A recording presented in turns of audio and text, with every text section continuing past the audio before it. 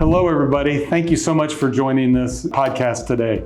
My name is Kent Irwin. I'm a financial and business and entrepreneur coach to help people with all areas of life. And today I have with me Kristen Keene. She is the CEO of this great company called Rethreaded. Do you refer to it as a not-for-profit? Or? Yeah, we're a non-for-profit, yeah. Okay, but it's so unconventional as most not-for-profits. Which I love. Yeah, so we met at a symposium at the Link in Nocatee, Florida. The subject of that part of the symposium was social enterprises. And when you spoke, I was just inspired. I was like, I have to interview you to learn more about what you do and how you benefit the community and how you help people. It was just amazing. There's so much, we could probably talk for hours. Yeah. I'm a super curious person too. Why don't we just jump into it? Tell me a little bit about Rethreaded and what you do, a big picture kind of thing. So Rethreaded, our mission is for the complete restoration of survivors of human trafficking. So that when a woman leaves Rethreaded, she has choice, that she is strong and independent, and she eliminates the vulnerabilities that made her vulnerable to trafficking. Okay. And she's broken the generational cycle of trauma for herself and her kids. And we do that by harnessing the power of business and community. So we provide long-term employment for women, survivors of human trafficking, in our organization for 3 to 5 years. So it's long, very long-term. Oh, wow, you really walk with them. We really walk with them. And then when they're employed, we provide wraparound services to help them heal. So that's everything from career development to case management to mental health services. Wonderful. And 3 to 5 years. It's the gift of time. So it sounds like it's consistent, quality, caring for people to transition back to, or transition to very productive lives, heal lives. Beautiful. Yeah. How did you get into this? I'm curious about your background. I have no background that would ever, this would ever be my career path. The bio on your website's amazing how you gravitated to what you do from 2006. So tell us a little bit about that. So really it all started with my own story, right? You can usually tell a founder what a founder struggles with or has had experience in because of what they start. So I had experiences around the issue of sex. I'm not a survivor of human trafficking, but a survivor of exploitation. And I was like, I don't ever want another woman to feel this way. And unbeknownst to me, in my early 20s, this became like my mission, my personal mission, right? I wanted women to know their worth and their value. And at that time, really what I wanted to do is married at 23, 3 kids by 30. That was a stay-at-home mom. That was your plan. That was the plan. You know how well that works out. Yeah, how did that go? Well, I'm 48, no kids, and lived around the world and started 2 startups. So, you know, it's a little bit of a different story. Yeah. But I ended up getting a degree in nutrition, working as a dietitian. I was like, I don't want to do that. Got an unpaid internship for 2 years in campus ministry. And at that time, I discovered this organization called Word Made Flesh. And I ended up moving to Calcutta, India to work with women in India. 10,000 women in the red light district, 30% underage. That's 3,000 girls, my right? Word. Underage. Yeah. And it was in like a 4-block square radius, right? And how many women? 10,000. In a 4-block square radius area. I can't even imagine that. It was called Working the Line, so women and girls just lined the streets waiting for customers. So there for 2 years, I just sat with women, right, and listened to their stories and made friendship and got to know the culture and learn the language. And we hired some staff who were from Calcutta. And then after 2 years, me and my friends were like, we cannot sit here. We cannot sit here and listen to another story. We have to do something. And we had met these other people who started a business, and I was like, we need to start a business. So me and my friend Sarah Lance, and then eventually Beth Waterman, we started a business called Sari Bari. And it was where women hand sewed blankets. And we started with 3 women, and then we grew it to 30, and then I left and came back to the States, and then Sarah stayed and grew the company. At one point, I was employing 120 women. Okay, so were you the stateside part of the operation? I was there. I lived in India for almost 6 years. Okay. Now, I noticed they had a retail store. Sari Bari. They did on the Indiana side, but it was never the driver. Okay. How I was involved, once I left, I was in Calcutta, India. I was sitting on our porch, which is like 3 blocks down from the red light district. And I knew in my heart, I was like, I'm going back to the States, but I'm going to start something for women. And I knew it. And I was like, it's going to take me 2 years. And I went back to the States and I worked for 2 years as a dietitian, my degree in public health. And then I didn't know this until afterwards, but it was almost 2 years to the date. I quit that job to start Rethreaded. I worked as a nanny part-time. Okay. It sounds like you knew in your gut. In my gut. and kind of a calling. So a lot of people have those feelings, but I don't know if they know how to read them. So let's pull the thread on that a little bit. How did you know? I mean, give us a sense of that. Well, we talk a lot here about purpose. It's one of the 5 elements of healing, right? And we talk about living out your purpose into the world.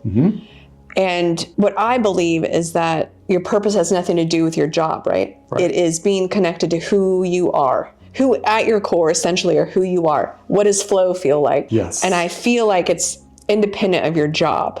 So like, I feel like my purpose on this planet is to envision and activate the potential inside people with love. So it doesn't matter my job, honestly. We have a similar job. I do that in coaching entrepreneurs. Yes. And you do it with ladies that have gone through trauma. So yeah, and every job I've had, I can look back and be like, that is what I do. I'm the one that brings like the spark and the energy and the ideas, and I push things forward because that is just essentially who I am. It doesn't matter the job. Rethreaded happens to be the vehicle right now that I have the honor of doing that in. Right. So that's what I try to tell people, like the thread is deeply who you are. And are you connected to it? And do you get up every morning and are you connected to that and live that out? And no matter what you're doing. Yep. And there's jobs that align better with your purpose. Sure. But, Yeah, you hear a lot about your authentic self and being that person that you were created to be. A lot of people don't find that till later on. But it takes time. Yeah, but you found it fairly early in life, which is really I didn't cool. know that though. I remember I dated this guy after I got done with India, and we were pretty serious, and he lived in Switzerland. Okay. And he's like, Kristen, there's no way you could be a stay-at-home mom. And I was like, yes, I could. And he's like, no, there's not. He could see it. Oh yeah. He's like, there's other stuff inside you. No, there's no way. So it does take a while to like connect. Maybe that's the gift of getting older, right? Well, the part clarity. of it's, well, what was interesting is you put the pieces together through different things. And some people, they get caught up in the cycle of life or how they think they're programmed, the mindsets, the expectations of society or their family places on them. And you had a fresh perspective. You weren't limited by those things so much. Probably my greatest gift is that, so I'm the visionary, right? I will take risk. I'm not afraid to jump in. So my whole life has been jumping into the unknown and taking the risk. I mean, not that it's not scary. It's like it's been the scariest things I've ever done, but I do it still, right? Right. I'll still do it. What helps you push through that risk, that doubt, that fear that things might not work out? My community. Your community. So I remember when I came back from India, and for the first time, like in my adult life, I had a stable job with insurance. Okay. I worked as a dietitian. I like got my paycheck, and I was like, I don't know how much it was, but I was like, this is all for me. And I had insurance. I was 9 to 5. I left my job at home. And after 2 years of that, I knew that I wanted to start something, right? I ran home parties for 2 years, which means that I sold items from all the companies I met in India. Okay. And I was selling all those items at home parties, saving all of that money, knowing I wanted to start something. Okay. And I remember I had this opportunity. My friend emailed me and she said, we're adopting. Okay. And she goes, and I'm looking for a nanny. And I jokingly emailed her. I was like, I want to quit my job and become your nanny. And then I kept thinking about it. And 2 months later, I was like, Leslie, I think I want to quit my job and become your nanny. So she paid me the highest wage of a nanny. Okay. At the time, I worked part-time. She let me eat all her food. They let me use their office to start Rethreaded. A woman at my church said to me, if I have to feed you every single day for the next 5 years, you're going to do this? And then a friend asked me a very important question. She said, which would you regret more? Not trying and staying safe, or trying and failing? Say that again. She goes, which would you regret more? Not trying and staying safe in your job. Okay. Or trying and taking the risk and failing. Which would you regret more? That's right. The regret question. That's very interesting. Yeah. And that sparked something in you. Yeah. I quit my job, and I had a community at my church, like 10 people who eventually became my board, but it was because of my community. Yeah. I decided to leave my job as a dietitian. I was in public health, and I went to the director of the public health in Jacksonville. She also has faith in God, and she looks at me and she goes, this is exactly what you need to do. And she gave me her blessing. So what I hear there is multiple confirmations. Yeah. I see that in church ministries, but I also see that in business. Yeah. So when people are starting entrepreneurship, they'll be talking to a lot of people and getting advice, which is always important. Yeah. Get multiple viewpoints. And then when you start seeing and hearing those kinds of things start lining up. And then it's encouraging. It gives you courage to push through the risk, doesn't it? We've been Fears. trying to give a definition of courage as the ability to tolerate the unknown. Right. And community is the main tool, I think, that allows us to do that. So you did have some business know-how because you were running. And again, I had some business know-how. I want to learn a little bit about that. I am a starter, right? So in India, I helped to start and push, it's called Sari Bari, push Sari Bari. Right. But then my friend Sarah was there, and probably 3 months in, I was like, Sarah, I think this is supposed to be you. She's much more structurally building, and I gave it to her. And then I continued the work in the red light district with women. So it was Sarah Lance who really put bones to the business, and I brought women to Sari Bari. It sounds like, though, that in some of your different responsibilities, and when you were stateside doing some of those other, you developed some basic business abilities, sales, development, the financial. So you had some of that in your tool chest. When I started Rethreaded, I went to the chamber and I went to the Small Business Development Center, and I took the classes on how to run a business. I took the QuickBooks classes. Okay. And then I took the startup classes at the chamber to get me some basic. Good. Those are really good. And then the first person I hired out of the gate, before I hired anyone else, before I had any survivor, was a part-time books person. Because I knew if I don't hire this, I will sink it before it even starts. But you found that key person to delegate, which enabled you to spend more of your time in the core part of growing and the part that you were good at. Yeah. Yeah. A lot of business people don't do that early on. And you did that. That was critical. Yeah. First day. Right. First day. That's awesome. We talked a lot about the business and a lot of those things and about you, and that's really awesome. And I want to learn more about that. But I do want to learn about how your heart for people and heart for these young ladies, because a lot of times people don't, you drive by people that are in need on the street, and somehow we turn a blind side to that. So what in your heart pulls you to want to help people that are on the edge? I think there's a lot of things. Right? I think there's a lot of things. In my life, I'm a treasure hunter. I love to go to thrift stores and garage sales and have a side hustle where I sell stuff on eBay and Facebook Marketplace. But it's I'm always looking for the potential of things, right? And I value the story behind things. When I see a woman who someone maybe might see a prostitute, someone would see maybe a victim, someone they feel sorry for, I see potential. What is inside that woman that if she was in the right environment, with the right resources, with the right people around her, what would we find out that's inside her? Do you think everybody has that? Oh, yeah. 100%. Do you see it in them before they see it themselves? Oh, 100%. Tell me a story about that. This was a while ago. So back in the day when women first used to start at Rethreaded, I would be the first person to interview with them. And I would sit down with them and I'd be like, where do you want to be in 10 years? What do you dream of, right? And this woman came to us and she said, well, when I was little, when other girls were playing school, I would play business. I would play business and pretend exchange money. And she's like, I have an interest in finance. Mind you, she had been in trafficking for 10 years, no formal education, didn't know anything about computers, was a convicted felon. At that time, we had an opening in our finance department. And I was like, great, we have an opening in our finance department. So you saw the ability in her and you knew that I saw the dream. You saw not the dream. The ability. Oh, you did? Okay, cool. I saw the dream. This is the first day interview. And that woman, within 2 years, she was running 95% of her day-to-day finances. It's funny, I kind of felt that financial part when I was really young too. So it's interesting. It's interesting. Yeah, so a lot of times when I coach people, I say, tell me about some of your early dreams and early experiences when you think of the future as you were as a child. And then when you get to see them, anyways. And mind you, I just want to give this woman credit. Yep. For the first 2 years, because of her criminal background, she couldn't get a driver's license. So every single day for 2 hours, 2 hours in the morning and 2 hours at night, she had to take the bus to Rethreaded every single day. She did it. And she did it. And then after 2 years, she became the first person in Northeast Florida to get her record expunged. So that means all the criminal activity that happened with her 10 years being trafficked in Jacksonville was gone. And that's when she got her driver's license, got a car, a new place to live, got her kids back, started school. She's a new person. She's a new person.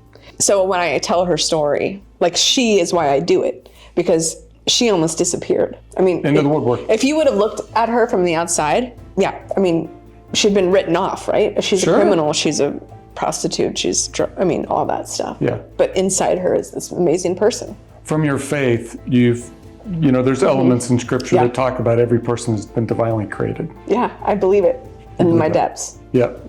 And created for purpose. Yeah. And with a lot of potential in each person. Yep. No matter where they are. No matter where they are, what you're doing. So there's aspects of social work that you do, but also aspects of business. And so I really want to pull the thread and understand why you think those various elements are important to the healing and helping people discover who they were intended to be. Everyone has to work, right? We have to earn income. So this is harnessing the power of business. So I think every person who is in business has the opportunity to impact the world in such a powerful way. It is the vehicle, everyone needs to make a living. So in Rethreaded, first of all, the work is really how a woman learns who she is. So she starts in a job that's open at Rethreaded, and she gets to learn more what she's good at, what she's like, what she doesn't like, what brings her life. And then over time, through the work, she gets to rediscover who she is and how she affects the world and what does she want to do. So they learn that through trying different roles and things like that. They go through the self-discovery, experimentation. Yeah. That's beautiful. It's awesome. So that's a real one of our women, they just started in, some of our women started in production, right? So they're making stuff out of upcycled leather, upcycled t-shirts. And this one woman eventually became our jewelry person, but now she's in our business development and she's finding her way in our development team and exploding, right? So a friend of mine was carrying a iPad cover that was made from upcycled leather from an airline seat. Is that? That's us. That's you. It should be us. I don't know. There's not many companies doing it. He said he got it. He got it from you. It's us. So, okay. Yeah. We make all kinds of stuff for businesses and all that good stuff. That's really neat. And then work is what allows a person to overcome their vulnerabilities, right? If they have a good paying job with benefits and a good community that's encouraging, then they're able to sustain their life. How important is someone being able to sustain themselves through their own efforts versus other means? How important is that? It is the thing, right? In human trafficking, a reason why a woman is trafficked is because something makes her vulnerable. And a lot of times it's finances. So that the woman that I was talking to you about, she was a stay-at-home mom. She had 4 children from her high school sweetheart. Okay. So she had children and stayed, right? Yeah, so kindergarten. She was a stay-at-home mom, PTA mom, great life, right? Beautiful life. What happened? But then her husband came back. He was in the military, came back from war with PTSD. And suddenly overnight, she had to take care of her house, her mortgage, her kids. And she started working nights in a retail store. Okay. And a man came through her line and said, "How are you?" And she told him. And he started to show up. And what started off as a friendship turned romantic. And he's like, I got you. And then over a course of the year, we call it grooming, he built trust and isolated her. Dependence. And then after a year, introduced force, fraud, and coercion, extreme violence, extreme sexual violence, threats against her children. And she was trafficked into Jacksonville for 10 years. Oh my God. And her vulnerability was financial instability and a broken heart. So the guy made all these promises. I'll pay your mortgage. I'll pay for your car. He knew her kids. He knew her family, intimately involved with this man. And what were those 3 things that you mentioned? Force, fraud, or coercion. And sometimes all of them. Usually it's a combination. Yeah. Are drugs sometimes involved with? Drugs is another vulnerability of women sometimes. If they're in it, sometimes addiction makes them vulnerable. In Rachel, who I'm telling her story, she was trafficked and then drugs got introduced as a coping mechanism and then eventually a controlling mechanism in her life. Because when she was out of the life, she stopped using and hasn't ever used again. Some of our women, addiction makes them vulnerable, and then sometimes their main fight is addiction. So it just depends on their story. So in the sex industry, whether it be pornography, light or heavy, whatever that might be, even into prostitution, would you say that there's no, some people might just play in it. Would you say that there's no, what's the term, innocent? Vulnerabilities. Some people feel like, I can just play in pornography or play in this, and that there's no, it's harmless. It's not going to harm anybody. There's not going to be damage. It's harmless. It's not going to affect society. Is that a lie? Oh yeah, 100%. We believe that. I believe that. Okay. It's I know too much. I read study after study after study, right? Yep. And this is probably the stat that just destroys my heart, right? 75 to 95% of women in the commercial sex trade industry. Okay. Victims of sexual abuse as a kid. I mean, that is an astronomical amount. Yeah. So that's where I see force, fraud, and coercion. Like, your sexual abuse groomed you to be in this industry. And what does pornography play a role in that? It's a huge role. So when we look at sex buyers, right, that watching pornography does not mean you're going to buy sex. Right. But like 100% of sex buyers watch pornography. Okay. So there is now all these studies coming about how pornography is literally destroying men's lives, right? It's destroying their sex life, their intimacy. Yeah. I mean, it is ravishing people. And there's still this idea that there's no consequence. Well, even though they might not hire a prostitute, they're fueling the industry, and they might not even know it. They're fueling the industry. Yeah. So we're doing a panel on demand reduction soon. And that's the whole topic is on human trafficking as a business. Speaking of the power of business, right? Human trafficking is a business. And the reason why traffickers traffic women, so they can make money. And they only can make money because there's demand. So if we could figure out how to culturally shift and end demand, we could end trafficking. It's all connected, right? And your actions affect other people. Even though you might just be looking at your phone. Yeah, even though you might be looking at your phone. I wanted to extract that message. I just think it's important for people to think about that. And because it's so pervasive. I'll just go, because I want to put this in there, is like, we talk a lot about a woman's journey to being sold is just as broken as a man's journey to being bought. Right. I mean, to buying, right? Oh, that's fascinating. Never heard it termed that way. Empathy has to enter the whole picture. Redemption. Redemption and accountability for everybody. And my podcast is a business-oriented podcast. And you're very much involved in the business side of things. But I'm just kind of curious, real quick, how do you think it affects, some of these things affects people's productivity in business? If they're just even playing in that space. Sex addiction? Sex addiction. Well, listen to this. This is, so pornography, most people are watching on their phone. Right. And sex buying happens, majority of time, people are at work on their phone, and they're booking their appointment between the hours of 2 and 4. Okay. On work time, and they make the appointment on the way home before they go home. Oh, and didn't know that. So it's affecting business owners, and they probably don't even know it. Yeah. But if business owners are involved in it, it's probably affecting their ability to be productive and creative and think like an entrepreneur. Because no matter what happens, I think at that base level, it's your brain, it's numbing your brain, right? It's disconnecting your brain. Yeah. It's disconnecting you from reality. And there is some kind of shame also in there somewhere, which kills creativity. It's complex. Yep. No, it's really good. So have any of the ladies or clients or people that you've worked with over the years, have any of them started their own business? We haven't had any women start their own business. However, the past year, we've had 4 women leave each of them had been with us for about 3 to 5 years. And 2 are now the directors of business development at drug rehab facilities. Okay. They're in an entrepreneurial space. They're in an entrepreneurial space. They're salespeople. Right. They're probably making more money than me and anyone at Rethreaded. One is an office manager now. Okay. With full benefits, flexible hours. She's able to take care of her. She has a special needs son, so able to take the best care of him now. And then one just graduated the top of her class in welding and just got hired. That's amazing. Yeah, so it's amazing. So we have dreams of helping women. Like, one of our women has a dream of having a food truck. I mean, if we could help facilitate those dreams of running that. Our ultimate dream, harnessing the power of business, right? So taking women who want to own their business, and we can send them out into the world. They can stay under our umbrella, start and run their business, and then we can feed women from Rethreaded into their business. That's the dream. That's awesome. But as you know, running a business is really hard. Yeah. And it's not for the... So tell me a little bit more about the business model of Rethreaded.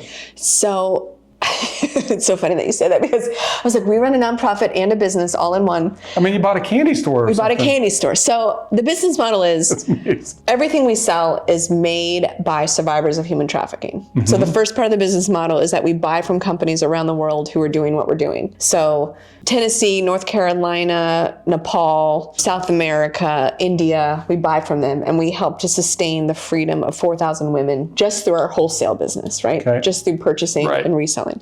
And then the other half is we run 2 manufacturing centers. The first one is we have an upcycling manufacturing center where we upcycle leather airline seats into new products and t-shirts into new things. Okay. And then now we have a food manufacturing center. Okay. During COVID, we ended up buying a candy company, and we make the best toffee in the world. What's the name of the toffee company? It's called Rethreaded. Called Rethreaded Toffee, but Okay. we bought Amelia Toffee. That's okay. Yeah, Anita at Amelia Toffee. We bought Amelia Toffee. Can they buy your products online or? Yeah, you can buy it online most of the year. It melts. It's toffee covered in chocolate and flavored. So right now you can buy it online if it's between like November and February. Otherwise you got to come in our store. But your hard goods, can they buy those online? And you can buy those online. Okay. So we'll make sure we put the links to your website in the description below. And then we are a nonprofit, so there's the donation side. Okay. And what usually happens is our donors become our buyers and our buyers become our donors. And then... I mean, you've had some major major sponsorships from like Southwest Airlines. And okay, ready? I love this story so much because I'm so proud. So my friend Sarah Lance, who I started the company with in India, she won an international award. Okay. And she made the New York Times. So the New York Times reached out to her and said, hey, we have these leather seats. Do you think we could work with you in India and you could make whatever are these leather seats? And she's like, absolutely not. That would never work. But you need to call my friend in Florida. Okay. And that's how Southwest found us, is through her. Oh, I see the connection. Yeah. And I got a phone call one day from Southwest and they're like, do you want to be part of our Repurpose with a Purpose program? And I was like, heck yeah. Southwest calls me. I'll figure it out. I was like, we'll do this. And yeah, they sent us 27 pallets of leather. And they have been an amazing partner. I mean, I cannot even talk enough about them. They not only did they send us 27 pallets of leather, they gave us a grant for 2 sewing machines and then a grant to fund training to figure out how to use this leather. And they have been a consistent partner like that since 2018. Are you a big thinker? Do you set big goals? I don't know if I even have capacity to come down little. Okay. Like I'm up here. I'm a big thinker. I'm ideas. Okay. Yeah, that is my world I live in. I have the best team in the world. I can tell you that at about year 4 or 5, we hired, must have been year 4, Jason Jones, who's now our COO, president and COO. And without Jason coming, and then Nikki, who's now our CFO. Yep. But without specifically Jason and Nikki, there's no way I could have brought Rethreaded past 4 to 5 years, just because I'm innately new starter, and they're the builders. So how important is it to find the right people in the right chairs for what you've done? It is everything, because you cannot. I always remember John Maxwell, right? Yep. The leadership lid. You Absolutely. are the lid. So what are the key things that make those people a good fit for the various roles? So what do you look for? So I needed someone. I didn't know if I had words for it at the time. Okay. Now I have words. I need an implementer. I need an implementer who can take all this idea and implement the plan to actually move it forward. Own all the processes. Own all the processes. Because I'll just have an idea and like a loose structure, and people don't thrive under loose structure normally. They need to see the plan and the steps. And Jason, honestly, out of anyone I've ever worked with in my entire life, is a genius implementer. You're doing something that I try to get businesses to get a vision for. You're doing something that's cutting edge. And so if you want to learn more about it, it's called The Self-Managed Company by the strategic coach, Dan Sullivan. Okay. So what he says the most efficient companies are those that hire people, the right person for the right seat, and you empower them, you build a good team, and that they manage it all. A lot of entrepreneurs spend 80% of their time just managing HR. We're not that. That's painful. Usually entrepreneurs are not the person that needs to be managing that. No, because it steals all your energy and your time, and you spend 10% just of your time doing the good stuff. So on the honest side part of it, though, it has been like sometimes it is a hit to the ego, right? My ego. Like, I'm hiring this person that's better than me at this and smarter than me at this. Yeah. And to let go of the company, right? It's this thing that I birthed. It's really important to me. I actually went on a 3-month sabbatical to like practice letting it go and giving my team space to So you had to learn how to do that somewhat too. And I had to learn how to do it in a way, this is really honest, like where I sometimes still get in that trap where I'm not comparing myself to these brilliant leaders around me, and I'm secure enough in myself to be confident in what I bring to the table. And keep bringing it, right? So you had to work on some of those things, Yeah. the trust, the letting go, not controlling, all those things. Yeah, the And belief in myself. and the strength in yourself. Yeah. That's really cool. They don't need me. They don't need you. Ooh, they don't need me. Everybody wants people to need. I know they need Jason, they need Nikki, they need Gloria, but yeah, I'm not needed anymore. But in that way. But you know what's so cool about that? Is it gives you freedom to be the person that you were called to be. Yeah. Because you're not managing all that. You can let it go. I can let it and go. And then you have freedom to grow and to flourish in your role, in your responsibilities. Would you agree with that? Yeah. And when I do that, when I connect with that and connect back to my purpose and remind it's not about the job, it's about bringing who I am into the world with love, then again, I become this unstoppable force. Yeah. I'm reconnected and I can move a needle. You're a better leader. I'm a better leader. And the company, Rethreaded, is a better company. And Rethreaded is a better company. Which is, it's proof in the pudding. You've grown from no location to a building that was less than 5,000 square feet to now you have 25,000 square feet. Yeah, 36,000 square feet on 2 acres. 36,000 square feet. It's an amazing facility. It blows my mind. It's retro in lots of ways. Old buildings, new stuff. It's just eclectic. It's just a wonderful place. It is a wonderful place. You can like feel it. You walk in here and you can feel it. If I didn't do what I do, I'd be looking at your website for job openings because there's an energy here. There's an energy. Yeah. And that comes from great leadership. We have, I'm telling you about the leaders in this company are great. Like not average. We have above average people who do more with less and genuinely care about people. Not-for-profits don't pay the top salary, but they get something here that they don't get anywhere else. That's beautiful. It's beautiful. Yeah.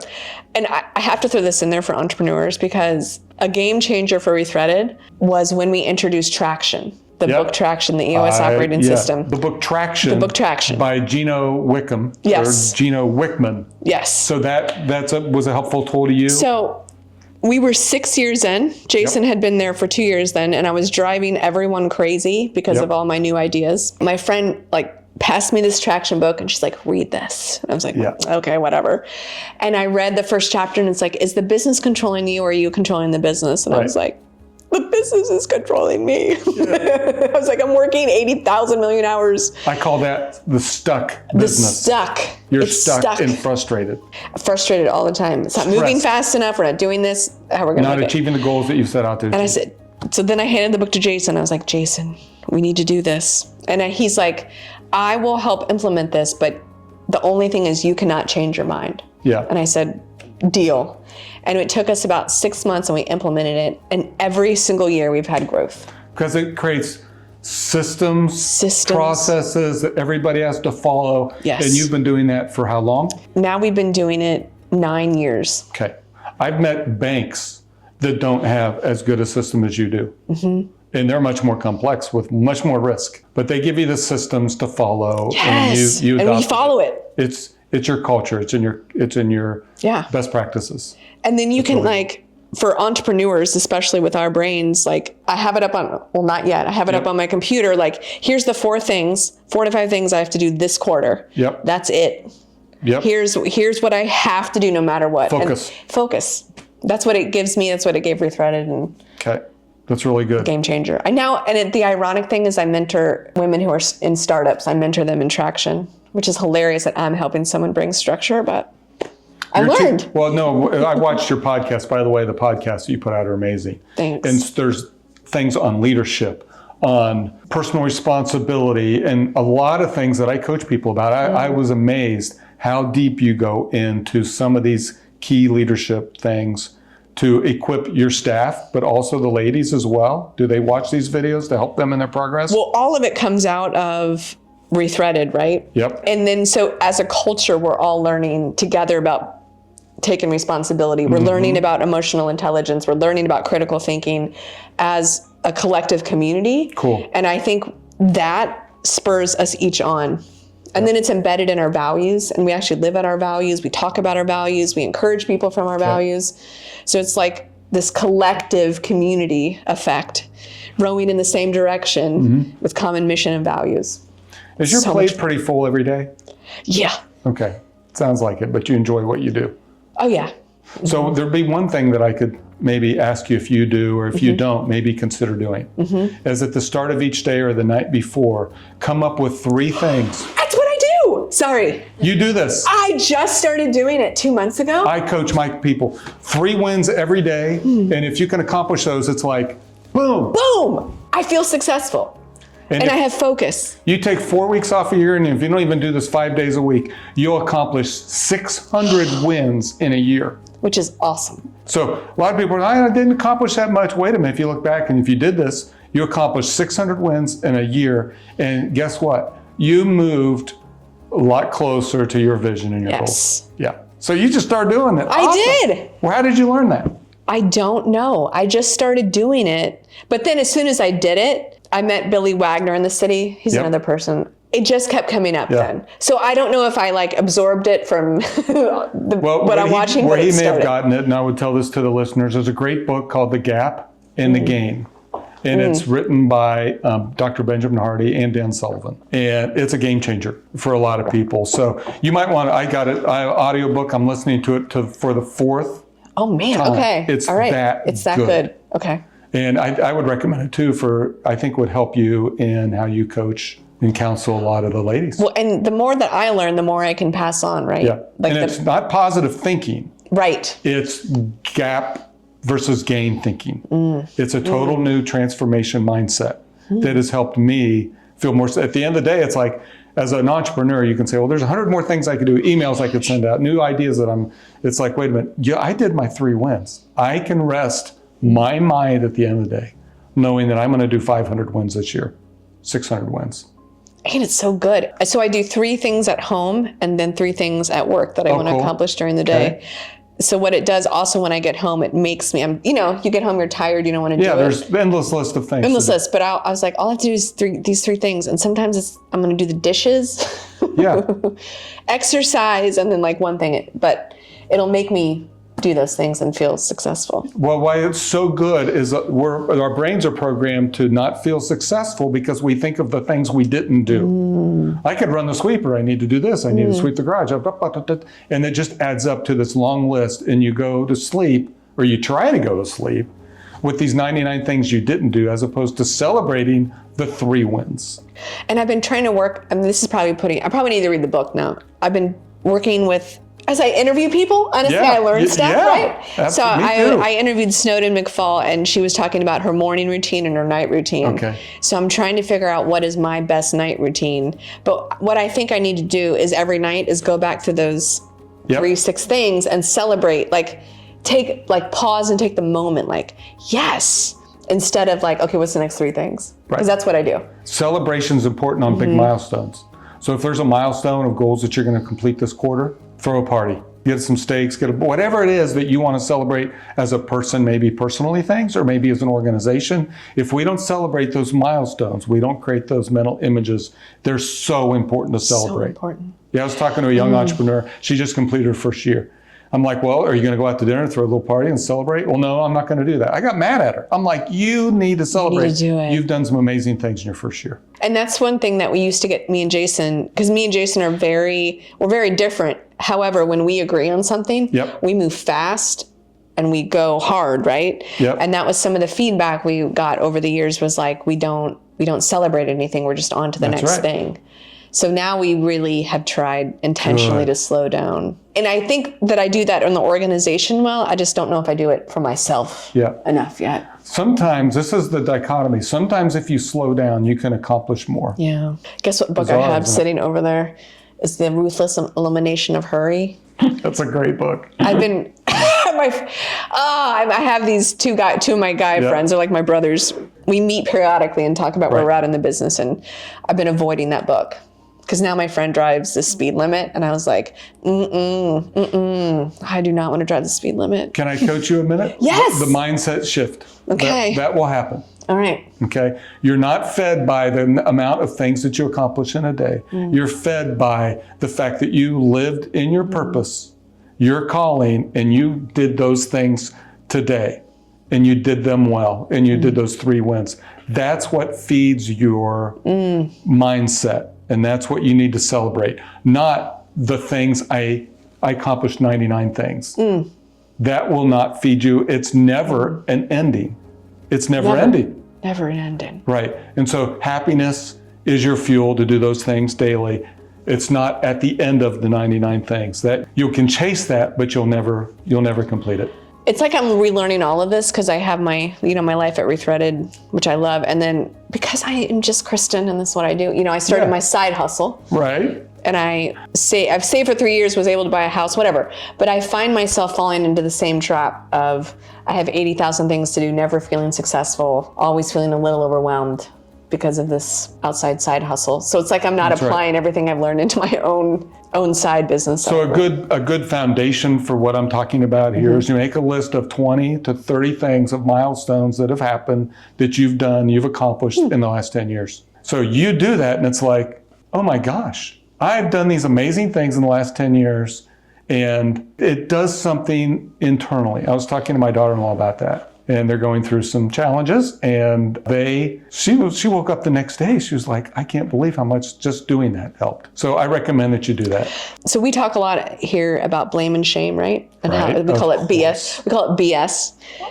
That's wonderful. Blame and shame, BS. Sometimes when I list out the things I've accomplished, the shame comes, right? And says, you only accomplished that because of Jason. You only accomplished that because of this other person. So I struggle sometimes with letting myself have credit for these things that have happened, right? Where do you think that comes from? My insecurities. Maybe. Where else could it come from? The voices in my head. The BS, it doesn't be quiet. Yeah, so I would then, in coaching, I don't know if we have time to do that today, but where would that even go a little bit deeper? I mean, sure, it goes to my childhood trauma. Right. That's a lot of times where it's connected. So what was the original thing that you were talking about? Writing down those list of successes and automatically feeling shame about taking any credit. Okay. What I would say is when I coach people, we go a little bit deeper in that and we resolve that shame. Okay. So it's like counseling. It is often. Yeah, I believe it. Because what we do is you in fact own your past. You own your history. It's like your backyard in your house. You own that. You own your past, you own that history. And a lot of times when I work with people, we reframe their past. A lot of times shame is connected to things that were done to us, and we associate that about who we are. So shame reminds us, it says we're dumb, or whatever those negative things that we carry with us that say negative, that in our internal monologue that says, I'm dumb, I'm inadequate, whatever those things that might be. A lot of times that's where shame is attached to. Okay. So when I coach people, I say, let's reframe those. Let's somehow go through that and work through that so there's not a shame associated with it, because it wasn't about you, those things that happened at all. They aren't you. Those were things that happened. And so we work through that. Trauma is a little different, a little bit deeper, but that's how I work with people. So sometimes it is counseling. I mean, it's so good because I think that a lot of times people don't do that. I mean, we avoid, right? We avoid going deep and dealing with it. We do. I didn't live in trauma, but there was some really... Everyone has hard stuff. Well, there was some really difficult things that damaged my sense of who I was when I was young, things that were done to me. And so I carried those with me, and I would script my internal script and about how I viewed myself, and there's shame and guilt, and there was negative ways I looked at myself. A lot of BS. There's a lot of BS. So I've been able to look back at those things, reframe them, change my mindset so that they don't have power. So when something happens or I don't accomplish something, it doesn't say that doesn't trigger those negative responses about myself, about, being dumb or inadequate, or I didn't live up, or there's people in my life that maybe have accomplished more. I'm able to not associate those negative images and define who I am. So I define myself differently because I've rescripted my mind of who I am. And so that's how, for me, some of those shame and guilt and some of those things go away. So it's internal scripting, internal mindset changing. So, which is work. Takes a lot of time and a lot of practice. It is. Yeah. But I think it is the most important thing as a leader, right?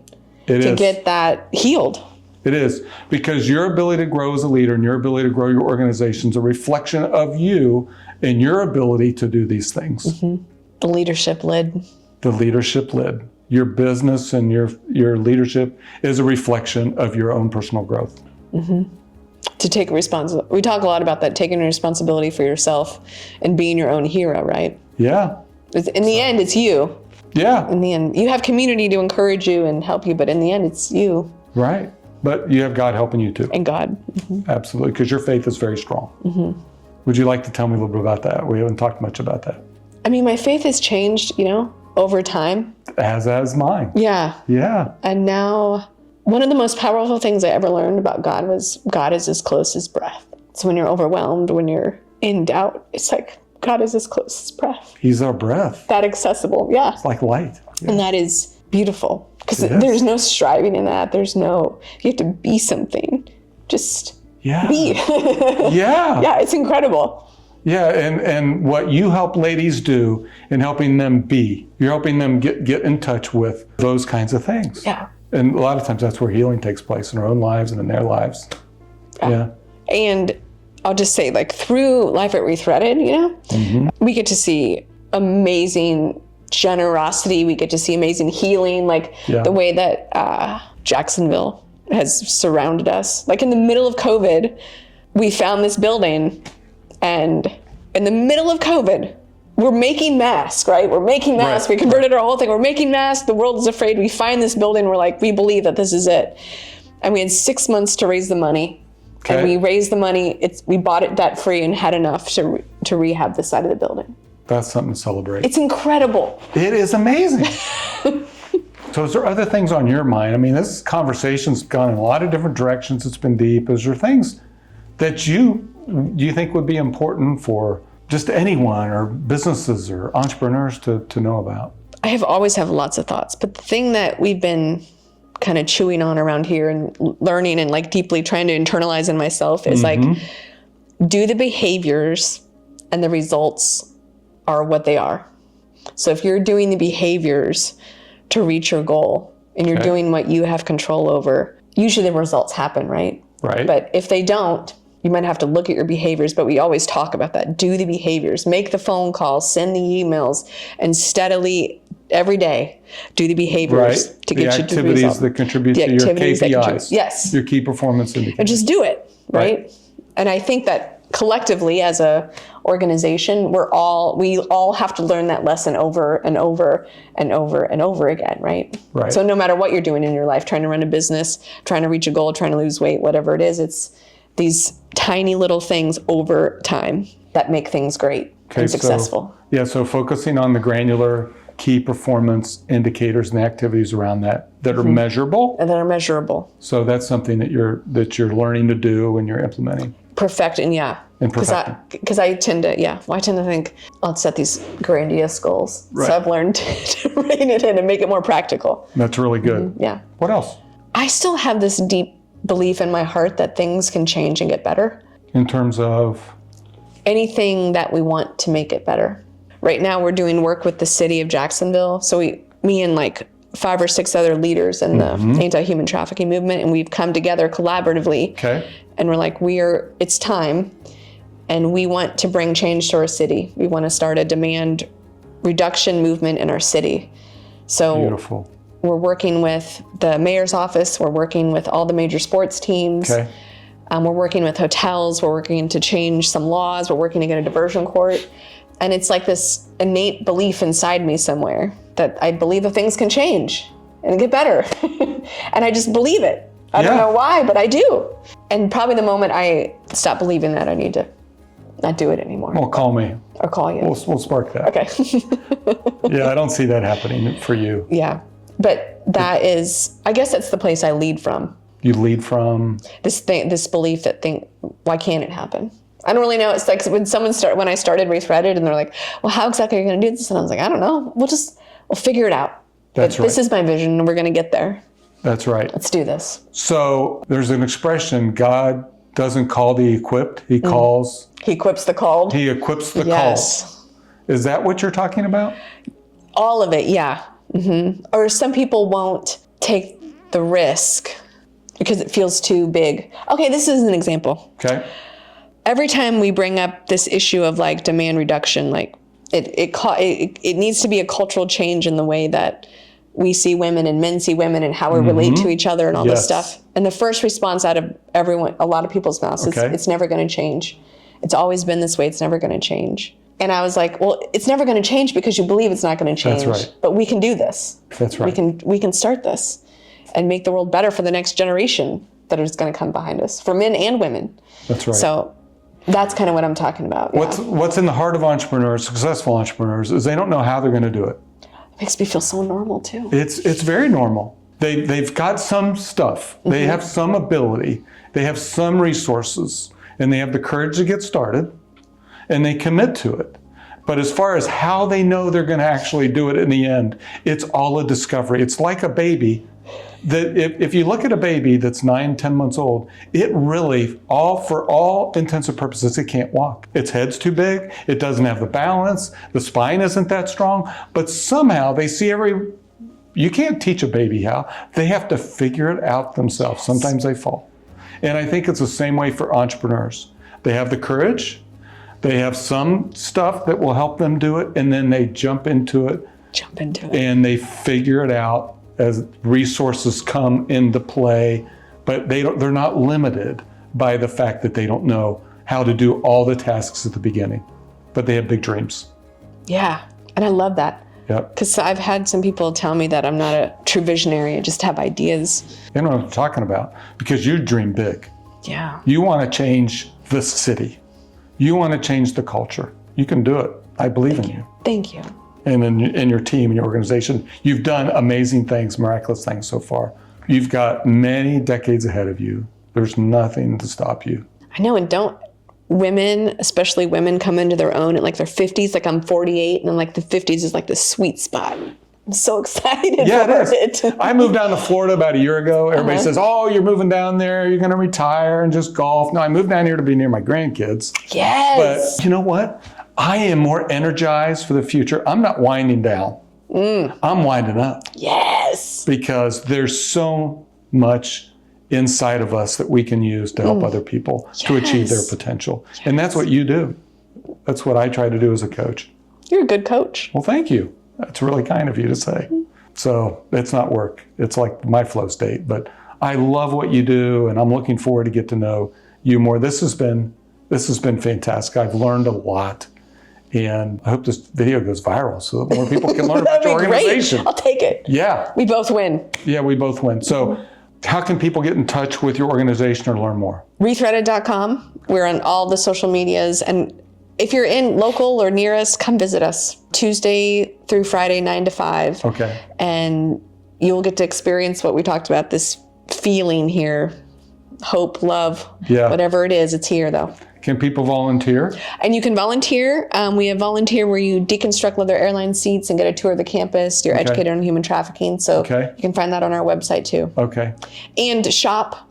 We can shop our retail store. If you own a business, a lot of people don't know, but we do corporate gifts. Okay. Like gift boxes. Oh, beautiful. So we can put your logos on it. We can drop ship. Like we're a full service corporate gift company. Okay. And they can donate to your organization? And you can donate to us too. Okay. That's awesome. Yeah. That's really good. Thank you so much. I just had a blast interviewing you. This was really fun. Thank you. And I hope we get to do this again. This was great. Yes. Let's do it. Thank you so much. Thank you. All right. Bless you. Thank you. Hey, thank you so much for watching this video today. I had a great time. Please subscribe to this channel, like this video, comment below, check out the resources in the description below. And I look forward to seeing you at our next podcast. Have a great day.